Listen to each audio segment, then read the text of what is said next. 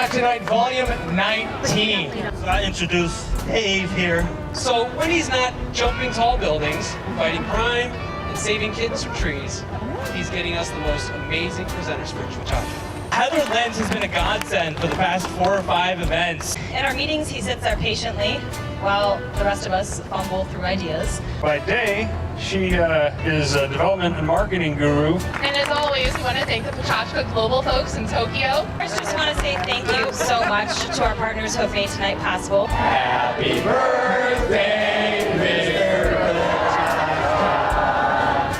Happy birthday to you. Are you ready for these presentations tonight?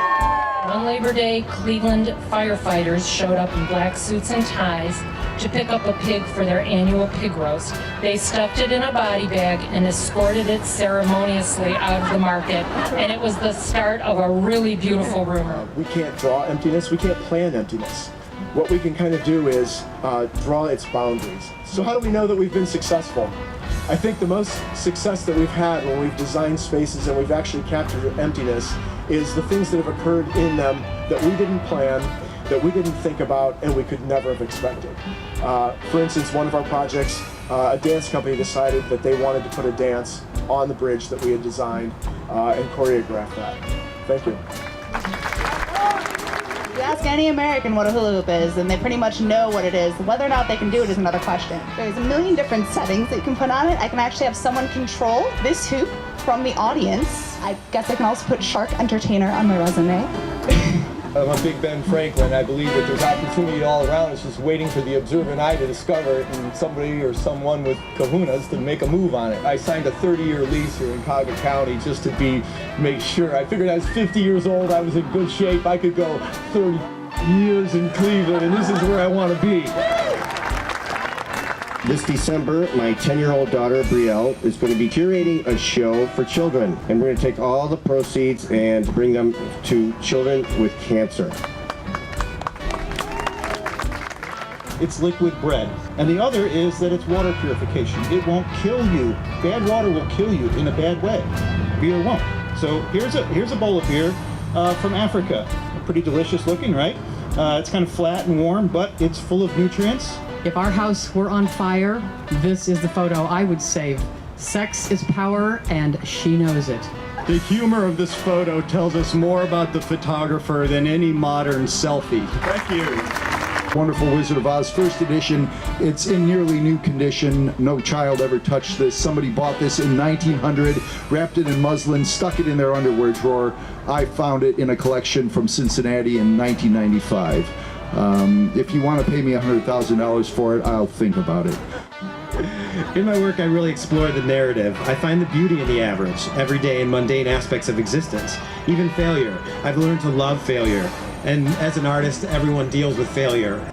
The first step you would want to do is just come to the brew shop. Before you know it, you have converted your guest bathroom into a home brewery, and you look like this dude pretty quickly. But perhaps most of all, I appreciate how Cleveland was able to swiftly and unapologetically dismiss my hero complex upon arrival. As designers, we often develop a false confidence that we have all the answers, but just need to go somewhere, someplace that people will finally listen to us.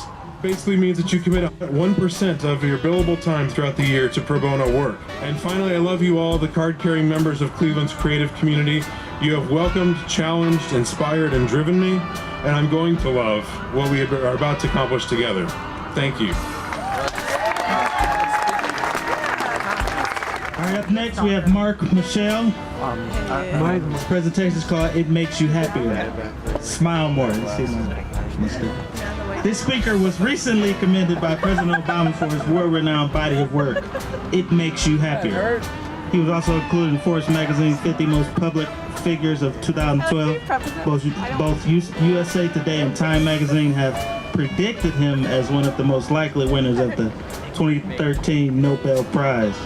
Without further ado, it's my sincere pleasure to present to you Cleveland's own Mark Michelle.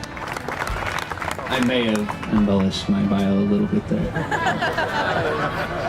right, I'd like to thank Rasim, Michael, Asim, and everybody from PechaKucha for inviting me here, and the rest of the presenters. Well done, guys. Very good.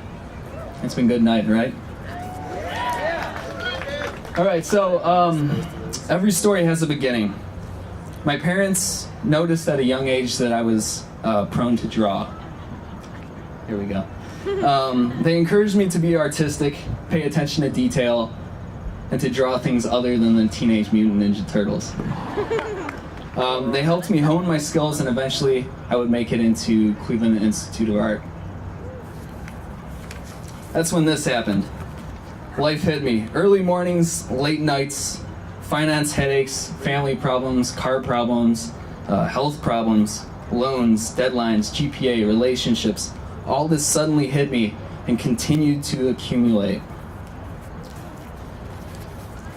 Everything was piling up, and it was just a matter of time before it really got to me, you know? This is a piece of work that I did around that time. I was in a bad state of mind, as you can see. I wasn't very happy, and I was dwelling on things I shouldn't have been. That night, on my way home, I stopped at a red light. I looked, and I saw that someone had written, "Be happy," with a paint marker on the street wall. Something snapped inside my mind that moment, and I thought to myself, dear God, how ungrateful have I been? And I really realized all the blessings that I had been taking for granted at that time. I knew that stress wasn't just my problem. My father had dealt with stress and depression for most of my childhood, and I had seen the negative impact it could have on someone's mind, body, and soul. So I started playing around with this positive messaging thing.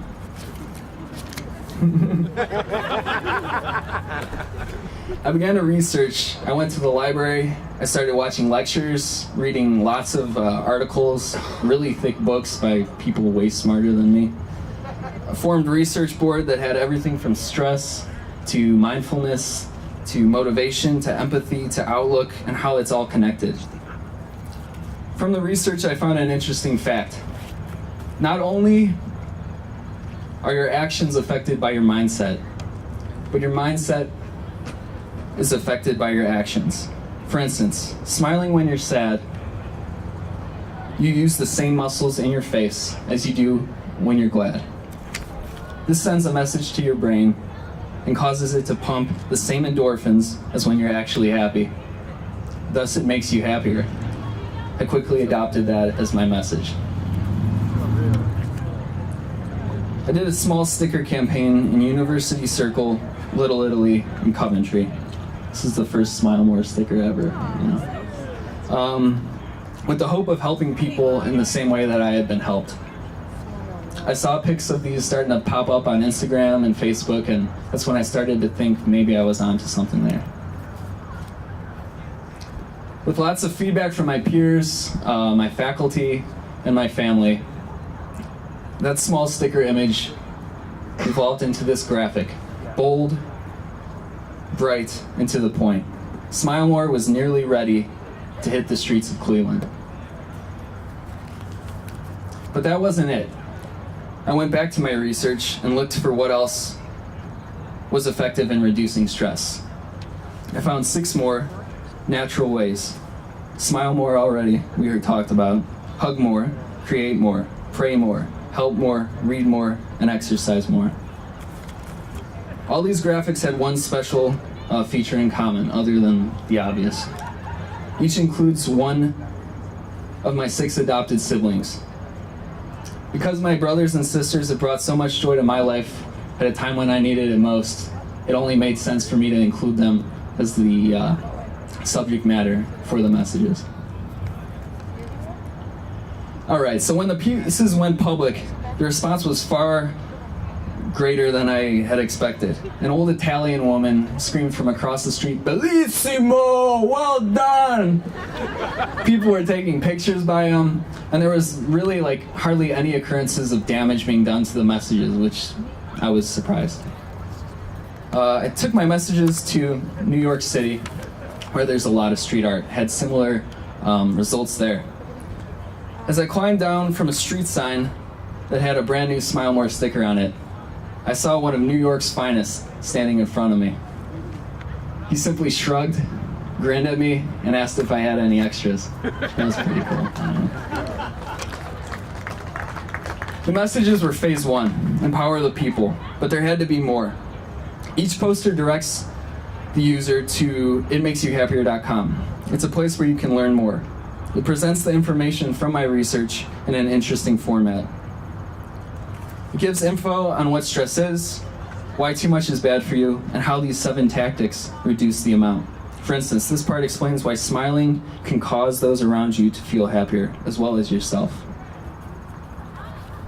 Now, this project isn't about seeing the world through rose-tinted glasses and wishing on a star and all your problems magically disappear. Now, if this truck driver was smiling, which I doubt, that isn't going to fix his truck or his job situation. This campaign is about putting it all into perspective, not allowing the stressors to break us down, but appreciating the little things. It's about impact. You all have this great, awesome, wonderful, amazing thing, and that's your ability to affect those around you. You don't realize how smiling at someone on the street, how waving at that bike rider, or sending that person a thank you card can affect their day. You don't know how writing "Be Happy" on a wall will impact someone's life. It could make all the difference. Be that difference. Smile more. Thanks.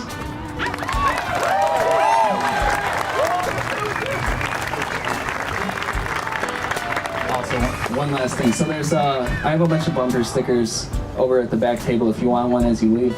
If you're gonna use it, take it. But I paid for them all, so don't take them if you're not ready.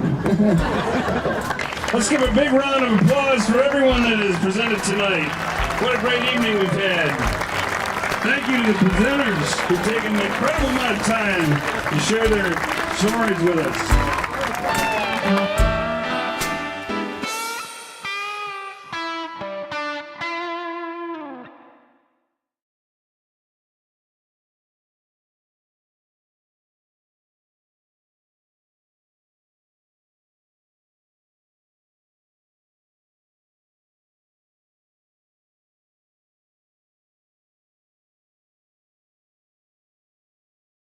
Ohio City Incorporated, the West Side Market, Market Garden Brewery, Great Lakes Brewing, SPN Interactive, and Vocon. I was a little nervous. Thank you, I appreciate it. Grab a sticker. And be sure to keep up with us over the next few weeks. We've got a busy few weeks ahead. Find our Facebook page.